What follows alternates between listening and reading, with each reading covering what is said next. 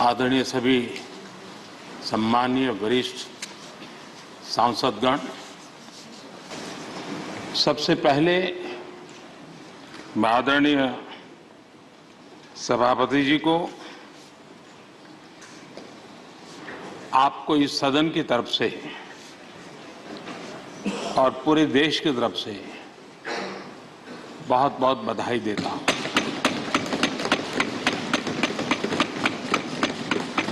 आपने एक सामान्य परिवार से आकर के संघर्षों के बीच जीवन यात्रा को आगे बढ़ाते हुए आज जिस स्थान पर प्राप्त पहुंचे हैं वो देश के कई लोगों के लिए अपने आप में एक प्रेरणा का कारण है। इस उच्च सदन में इस गरिमामय आसन को आप सुशोभित कर रहे हैं और मैं कहूंगा कि किठाना के लाल उनकी जो उपलब्धियां लोग देश देख रहा है तो देश की खुशी का ठिकाना नहीं है।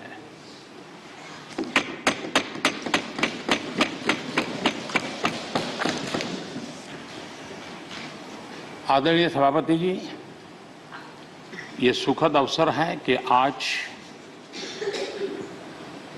आर्म फोर्सेस फ्लैग डे भी है।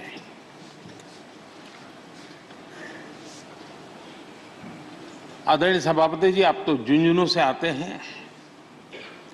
झुंझुनू वीरों की भूमि है। शायद ही कोई परिवार ऐसा होगा कि जिसने देश की सेवा में अग्रिम भूमिका न निभाई हो।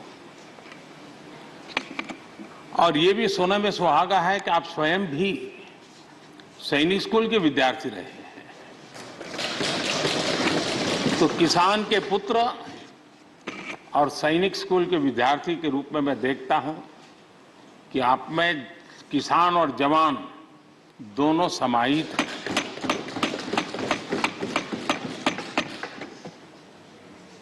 मैं आपकी अध्यक्षता में इस सदन से सभी देशवासियों को आर्म फोर्सेस फ्लैग डे की भी शुभकामनाएं देता हूं। मैं इस सदन के सभी आदरणीय सदस्यों की तरफ से देश के आर्म फोर्सेस को सैल्यूट करता हूं।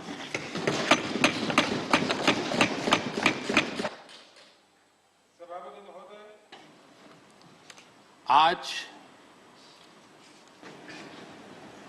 संसद का ये उच्च सदन एक ऐसे समय में आपका स्वागत कर रहा है जब देश दो महत्वपूर्ण अवसरों का साक्षी बना है। अभी कुछ ही दिन पहले दुनिया ने भारत को G20 समूह की मेजबानी का दायित्व सौंपा है। साथ ही ये समय अमृत काल के आरंभ का समय है। ये अमृत काल एक नए विकसित भारत के निर्माण का कालखंड तो होगा ही, साथ ही भारत इस दौरान विश्व के भविष्य की दिशा तय करने में भी बहुत अहम भूमिका निभाएगा। आदरणीय सभापति जी, भारत की इस यात्रा में हमारा लोकतंत्र, हमारी संसद, हमारी संसदीय व्यवस्था, उसकी भी एक बहुत महत्वपूर्ण भूमिका रहेगी। मुझे खुशी है कि इस महत्वपूर्ण कालखंड में उच्च सदन को आपके जैसा सक्षम और प्रभावी नेतृत्व मिला है। आपके मार्गदर्शन में हमारे सभी सदस्यगण अपने कर्तव्यों का प्रभावी पालन करेंगे।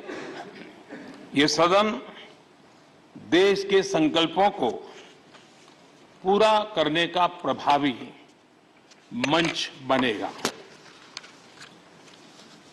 आदरणीय सभापति महोदय, आज आप संसद के उच्च सदन के मुखिया के रूप में अपनी नई जिम्मेदारी का औपचारिक आरंभ कर रहे हैं।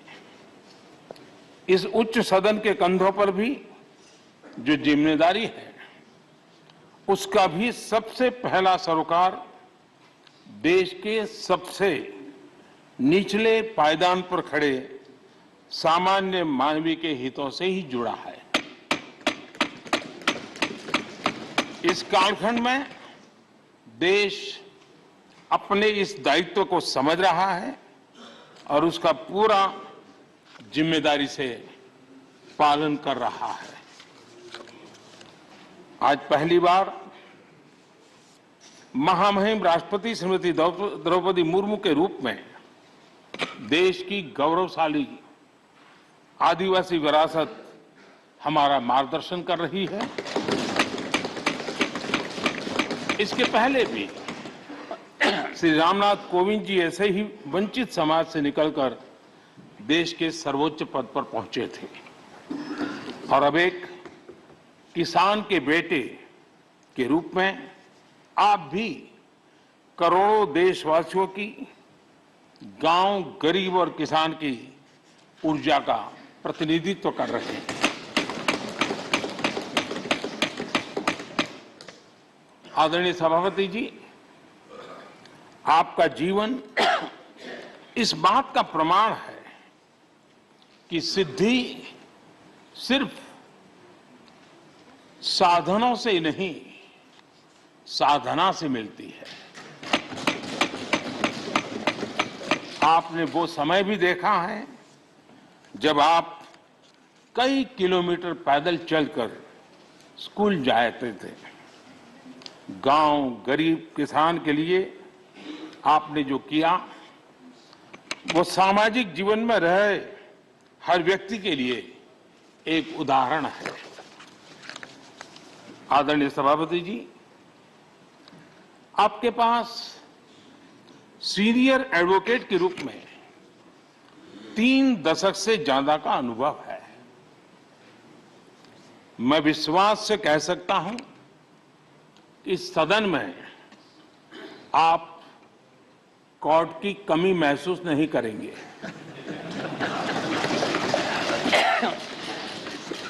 क्योंकि राज्यसभा में बहुत बड़ी मात्रा में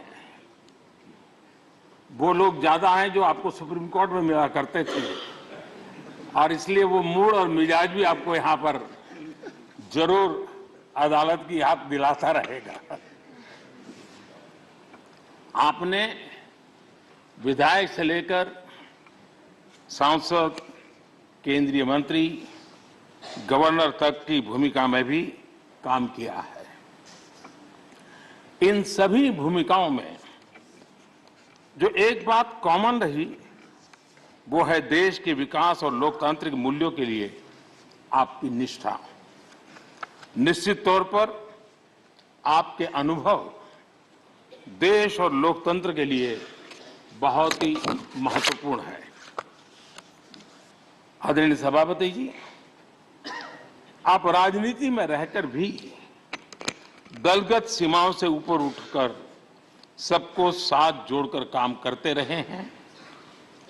उपराष्ट्रपति के चुनाव में भी आपके लिए सबका वो अपनापन हमने स्पष्ट रूप से देखा। मतदान के 75% वोट प्राप्त करके जीत हासिल करना अपने आप में अहम रहा है। आदरणीय सभापति जी,